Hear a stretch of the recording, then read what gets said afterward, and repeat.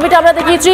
দফায় দফায় উত্তেজনা হয়, পুলিশের হাতে মার, বেধড়ক মারধর, পুলিশের হাতে মারকে রক্ত ঝরলো চাকরি হারাদের। শিক্ষক শিক্ষিকা শিক্ষাকর্মীরা তারা এই মুহূর্তে আন্দোলন চালিয়ে যাচ্ছেন। সরাসরি বিকাশ ভবনের ছবিটা। এই মুহূর্তে বিকাশ ভবনের সামনে আবারও কিন্তু উত্তেজনা তৈরি হয়েছে। এই মুহূর্তে চাকরিহারা শিক্ষক শিক্ষিকারা তারা কিন্তু আবারও ব্যারিকেড সরিয়ে বিকাশ ভবনের সামনে বসে পড়েছেন। তারা এই মুহূর্তে স্লোগানিং করছেন। আবারও পুলিশকে একেবারে তারা কিন্তু স্লোগান দিচ্ছেন পুলিশের সামনে। এখানে মেরেছে, এখানে পিঠে কত বড় দাগ হয়ে আছে। হ্যাঁ, পিঠে 4টে দাগ হয়ে আছে, এমন অবস্থা। কিন্তু পুলিশের বিরুদ্ধে একাধিক অভিযোগ রয়েছে।